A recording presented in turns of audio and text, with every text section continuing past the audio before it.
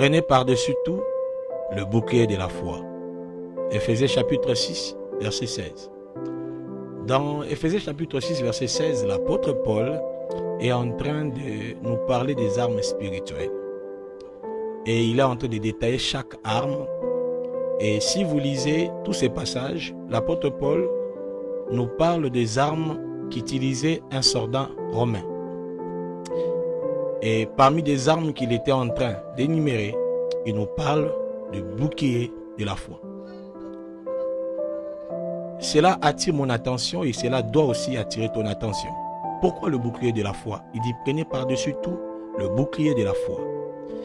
Alors, si nous devons avancer dans cette optique, nous devons comprendre à quoi sert un bouclier. Un bouclier, selon les armes qu'utilisait un soldat romain, un bouclier était une arme défensive. C'était une arme qu'on tenait par la main. Ça permettait à sécuriser l'homme face aux attaques, face à une flèche. Mais pourquoi l'apôtre Paul dit pas, au-dessus de tout, nous puissions prendre le bouclier de la foi? Pourquoi il doit-il symboliser la foi comme étant le bouclier? Parce qu'en réalité, la foi doit être notre bouclier. Dans le monde où nous sommes aujourd'hui, les diables nous attaquent. Les diables nous jettent des flèches. Les diables nous découragent. Les diables nous envoient des songes, à des fois qui ne sont pas des songes qui viennent de Dieu. Les diables envoient des hommes qui disent des paroles qui nous découragent.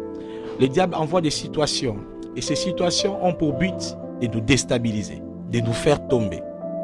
Alors par là, l'apôtre Paul nous dit, utilisons le bouclier de la foi.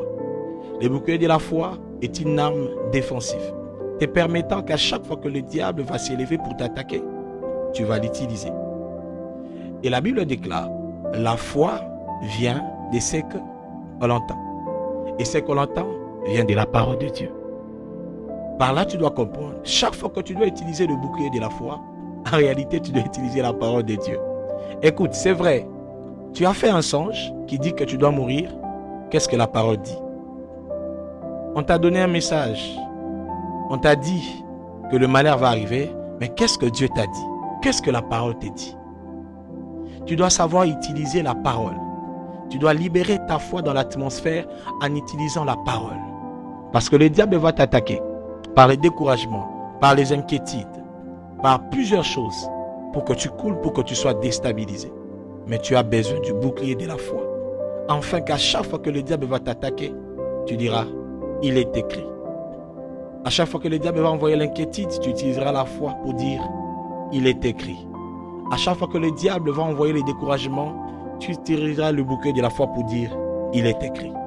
Écoute, prends à partir de maintenant le bouclier de la foi, afin que le diable ne t'attaque plus, afin que le diable ne t'atteigne plus. Libère ta foi dans l'atmosphère en libérant la parole de Dieu, en libérant ce que Dieu a dit sur toi.